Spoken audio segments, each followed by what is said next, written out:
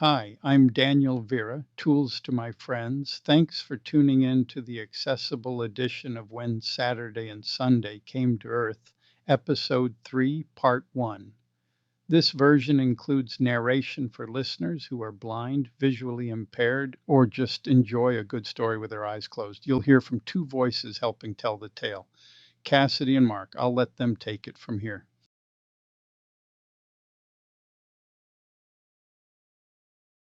Hi, I'm Mark.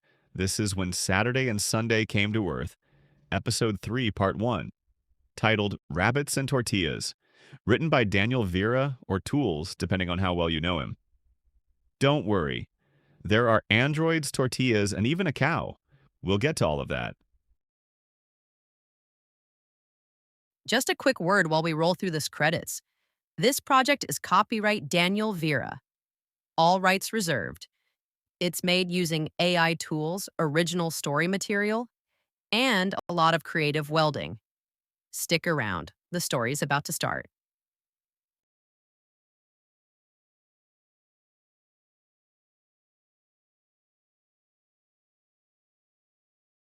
As Saturday and Sunday speak just out of frame, Bobby stands a few feet away, caught between what he's just heard and what he can't forget. Baby. So that's what. Damn it, Bellin!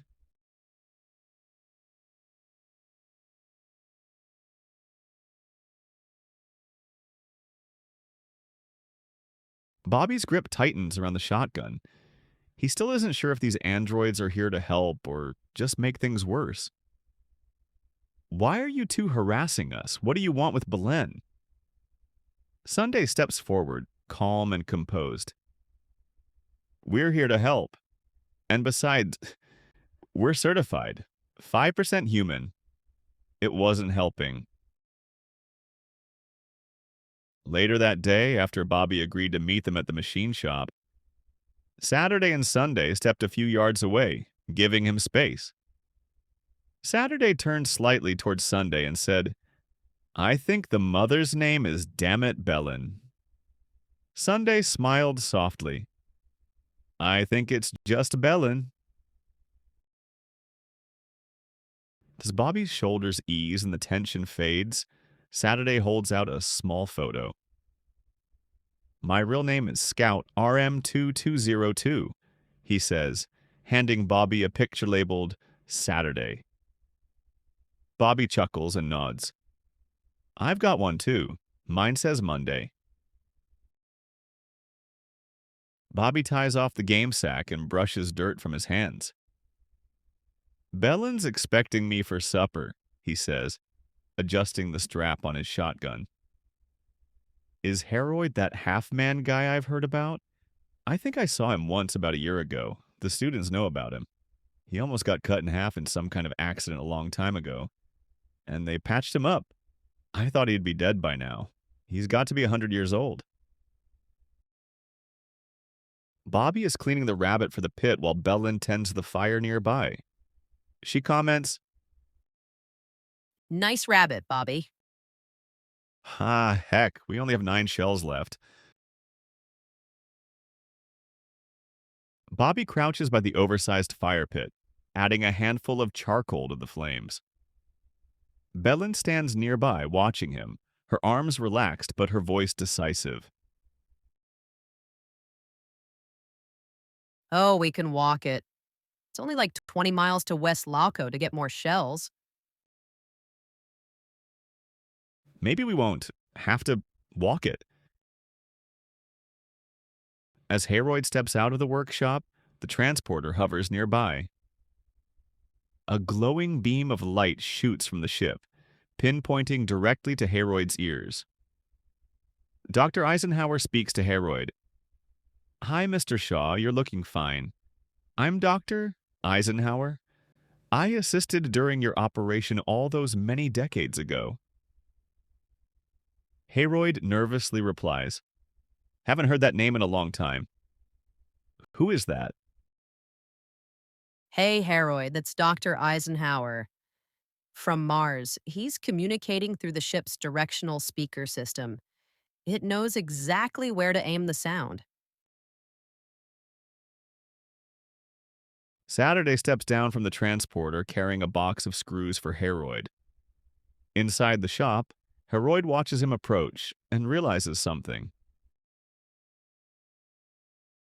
Sorry, Saturday. I should have made it clear I only needed a small box of screws. We may have found the mother. If that's true, we can all leave tomorrow. That's Dr. Eisenhower Hayroyd. He's our boss. You're hearing him through a directional speaker. It bounces off the transporter and activates a speaker in either my head or Saturday's, whichever is closer. I can see you through either Saturday's or Sunday's eyes. I believed you were terminal, too, until Dr. Musk, one of the namesake children, stepped in. She said you were like a father to her dad, Dr. Eloy Musk. We worked on you 36 hours straight. Then, after a couple days' rest, for you and us, we worked another 30. You were cut in half by that rocket engine that fell off the trailer and, when the hurricane hit. The scene flashes back. A rocket engine crashes off a trailer, smoke and dust rising as a younger Harold raises his hands in horror. We carried you into the OR half dead. No one thought you'd make it. But Dr. Musk, she wouldn't quit. She kept shouting at us, "That's Harold Shaw. You fight for a man like that. You don't let a man like that go easy." Harold lies unconscious on a surgical table, deep in a sterile operating room. Surgeons work intently. They sweat on brows, hands steady, as a glowing medical display pulses nearby. One of them wears a name tag, Dr. Eisenhower. Under the massive Martian dome, androids haul supplies between two newly erected shelter pods. The igloos are crude but sturdy, pieced together with determination. A sense of purpose hums beneath the silence. Dr. Eisenhower speaks up. As we've been watching you talk with Belen and Bobby, we've begun making housing accommodations for them. As you know, we're all out of 100% humans out here. Night falls. And by morning, life inside the old shop begins to stir again. Saturday works steadily milking the cow. Baby giggles nearby, chasing a few curious chicks. Sunday stands at the stove, rolling tortillas, and holds up one shaped like Texas for Harold to inspect. He doesn't say a word, just gives her a quiet thumbs up. The tortilla still dangles in midair when it happens. A bang echoes across the fields. Harold flinches. Saturday steps forward. Baby stops playing. They all look toward the sound.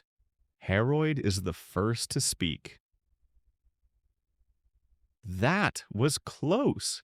Sunday looks to Saturday. Saturday, do you think that could be Bobby?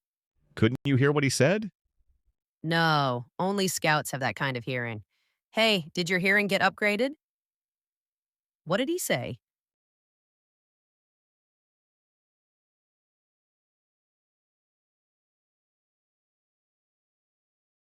He said, "Damn it, I'm already running out of shells. Now down to 8. And with that, we end part 1. To be continued in episode 3, part 2.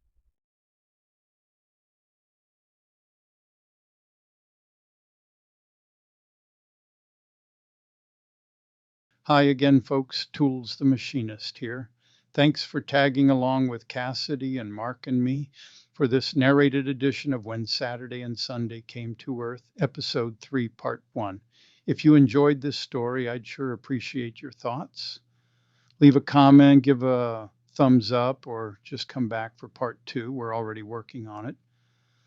This whole series is made with a little help from AI and a lot of love for storytelling, especially for folks who prefer to hear their stories aloud or need a bit of extra accessibility. You can find other episodes and the fully illustrated comic book versions over at WSSCTE.gumroad.com.